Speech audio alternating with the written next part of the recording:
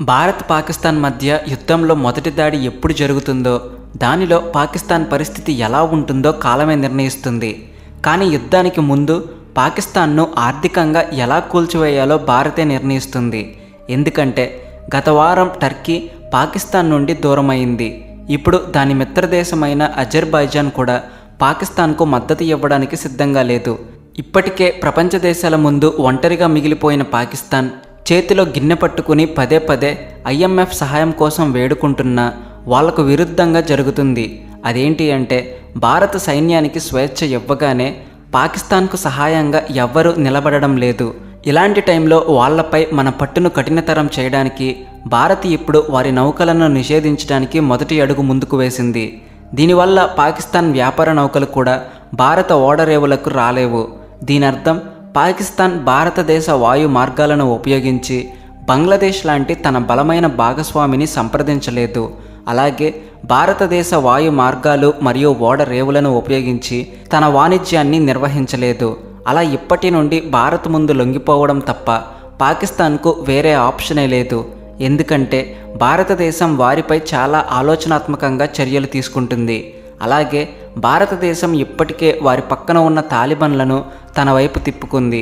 ఇప్పుడు రష్యా కూడా యుక్రెయిన్తో యుద్ధంలో ఉన్న ఇలాంటి పరిస్థితిలో కూడా పాకిస్తాన్కు వ్యతిరేకంగా భారతదేశానికి అవసరమైన అన్ని ఆయుధాలను సరఫరా చేస్తామని క్లియర్గా చెప్పింది. ప్రతి క్షణం భయంగా బ్రతుకుతున్న పాకిస్తాన్ గురించి ఈ వీడియోలో తెలుసుకుందాం. కానీ ముందుకు సాగే ముందు దయచేసి ఈ వీడియోకు లైక్ చేసి ఛానల్ని సబ్స్క్రైబ్ చేయండి. ఎందుకంటే ఇది మీకు ఒక క్షణం పనే, కానీ ఇది మాకు చాలా యూజ్ అవుతుంది. నిజానికి భారతదేశం తన ప్రణాళికతో ముందుకు సాగుతున్న తీరును మనం పరిశీలిస్తే ఈసారి పాకిస్తాన్ తప్పించుకోబోదని స్పష్టంగా తెలుస్తుంది. అలాగే వారు భారతదేశం ముందు తలవంచడమే కాకుండా POKని వదిలి పారిపోవాల్సి ఉంటుంది. ఎందుకంటే ఈసారి పరిస్థితులు అంత నార్మల్గా అయితే ఉండవు. భారతదేశం నెమ్మదిగా నిర్ణయాలు తీసుకుంటున్నా కానీ పాకిస్తాన్కు వ్యతిరేకంగా తన సైన్యాన్ని మోహరిస్తుంది మరియు తన సైన్యం బలాన్ని పెంచడానికి భారతదేశానికి ఆయుధాలు వచ్చే సేకరణ ప్రక్రియను ఇంకా కొనసాగిస్తుంది. అంతేకాకుండా అంతర్జాతీయ వేదికపై పాకిస్తాన్ను ఒంటరిని చేసి దానిని నిర్వీర్యం చేయడానికి భారతదేశం అన్ని తగిన చర్యలు తీసుకుంటుంది. దీని తర్వాత భారతదేశం ముందుకు తీసుకెళ్తున్న ప్రణాళిక పాకిస్తాన్కు ఆర్థికంగా షాక్ ఇవ్వడమే కాకుండా ఆహార పదార్థాల కోసం వాళ్ళు అడుక్కునేలా చేస్తుంది. ఎందుకంటే భారతదేశం పాకిస్తాన్ ఎయిర్లైన్స్ను తన గగనతలం గుండా ప్రయాణించకుండా నిషేధించినప్పటి నుండి పాకిస్తాన్ ఎయిర్లైన్స్ మలేషియా వంటి దేశాలకు చేరుకోవడానికి చైనా ద్వారా ఎక్కువ మార్గాలను ఉపయోగించాల్సి వచ్చింది.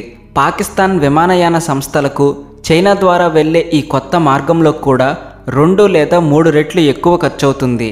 ఫలితంగా ఈ పేద పాకిస్తాన్కు ఆర్థిక భారం ఇంకా పెరిగిపోయింది.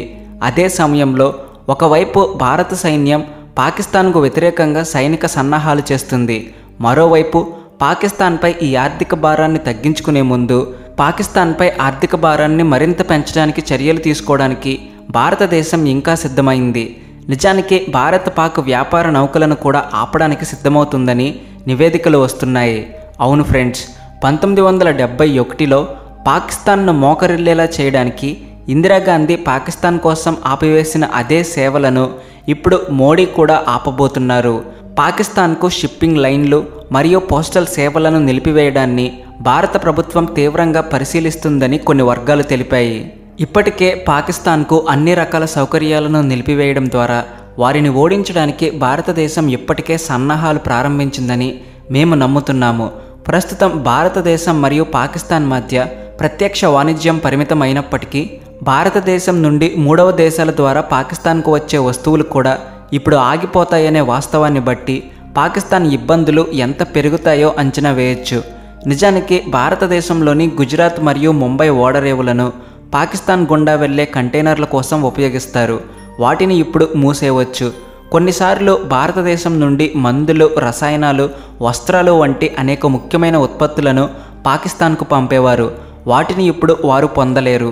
మరియు భారతదేశం ఇరాన్లో ఉన్న చాబహార్ ఓడరేవును ఉపయోగించి ఆఫ్ఘనిస్తాన్ మరియు ఇరాన్లతో నేరుగా వాణిజ్యం ప్రారంభించి పాకిస్తాన్ను మధ్యలో నుండి తొలగిస్తే పాకిస్తాన్ యొక్క వ్యూహాత్మక ప్రాముఖ్యత నేరుగా నాశనమవుతుంది.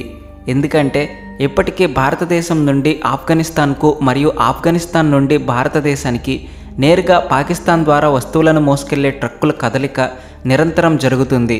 ఇది పాకిస్తాన్ ఆర్థిక వ్యవస్థకు కొంతవరకు సహాయపడుతుంది. కానీ ఆశ్చర్యకరమైన విషయం ఏమిటంటే పాకిస్తాన్ పరిస్థితి దారుణంగా ఉన్న సమయంలో భారతదేశం దాని ఆర్థిక వ్యవస్థపై ఒకదాని తర్వాత ఒకటి దాడి చేస్తుంది. ఆ దాడిని చూసిన టర్కీ ఇప్పటికే పాకిస్తాన్ నుండి దూరం జరిగింది. ఇప్పుడు వారి అతిపెద్ద మిత్రదేశమైన అజర్బైజాన్ కూడా వారికి దూరంగా ఉంది. అయితే అజర్బైజాన్ మాతోనే ఉంది అని పాకిస్తాన్ మీడియా చెబుతుంది. కానీ ఈ అంశాలపై అజర్బైజాన్ చేసిన మొత్తం ప్రకటనను మనం జాగ్రత్తగా పరిశీలిస్తే అజర్బైజాన్ పాకిస్తాన్ పట్ల ఎలాంటి ఆసక్తి చూపించడం లేదు అని మనకు అర్థమవుతుంది. అజర్బైజాన్ను ఇప్పటికే ఆర్మేనియా భారత ఆయుధాలతో దెబ్బతీసిందనడంలో సందేహం లేదు. దీని కారణంగా వారు భారత ఆయుధాల బలాన్ని పూర్తిగా అర్థం చేసుకున్నారు. అందుకే వారు పాకిస్తాన్కు మద్దతు ఇవ్వడానికి వెనుకాడుతుండొచ్చు. కానీ భారతదేశానికి మద్దతు ఇచ్చే విషయానికి వస్తే రష్యా కూడా భారతదేశంతో నిలుస్తుంది. ఎందుకంటే జరిగిన ఉగ్రవాద దాడిలో పాకిస్తాన్ హస్తం ఖచ్చితంగా ఉందని రష్యా ఇటీవల ఒక ప్రకటన విడుదల చేసింది. పాకిస్తాన్పై దాడి చేయడానికి భారతదేశం సిద్ధమవుతున్న తీరును పరిశీలిస్తే భారతదేశానికి ఎటువంటి రక్షణ ఆయుధాలను సరఫరా చేయడంలో ఎటువంటి సమస్య ఉండదని రష్యా చాలా స్పష్టంగా చెప్పింది. రష్యా యుక్రెయిన్తో యుద్ధంలో చిక్కుకున్నప్పటికీ అటువంటి పరిస్థితుల్లో కూడా అది భారతదేశాన్ని ఒంటరిగా విడిచిపెట్టదు. కొంతమంది నాయకుల డిమాండ్ పాకిస్తాన్ వ్యాపార నౌకలపై భారత నావికాదళం నేరుగా దాడి చేయాలనే స్థాయికి చేరుకుంది. ఈ సమయంలో పాకిస్తాన్ను ఎలా మట్టి కరిపించాలి అనేది భారత సైన్యం నిర్ణయిస్తుంది. ఇప్పటికే భారత రక్షణ మంత్రి రాజ్నాథ్ సింగ్ పాకిస్తాన్ను ఎట్టి పరిస్థితుల్లో వదిలిపెట్టబోము అని అమెరికాకు స్పష్టంగా చెప్పారు. ఇప్పుడు పాకిస్తాన్ ఎంతలా భయపడుతోంది అంటే భారతదేశాన్ని ఆపి తమను కాపాడమని వాళ్ళు ట్రంప్ను అభ్యర్థిస్తున్నారు. కానీ ఈసారి పాకిస్తాన్ను ఎవరూ కాపాడలేరని భారత ఉద్దేశం స్పష్టంగా ఉంది. చివరికి అమెరికా కూడా భారతదేశం పాకిస్తాన్ను విడిచిపెట్టదని భావిస్తుంది. అమెరికా భారతదేశంతో ఉంది. భారతదేశం ఏమి చేయాలనుకుంటే అది చెయ్యాలి. పాకిస్తాన్కు వ్యతిరేకంగా భారతదేశం ఏ స్థాయిలో సన్నాహాలు చేస్తుంది అంటే ఇప్పటికే సరిహద్దుల్లో అధునాతన జామర్ వ్యవస్థను ఏర్పాటు చేస్తామని నివేదికలు వస్తున్నాయి.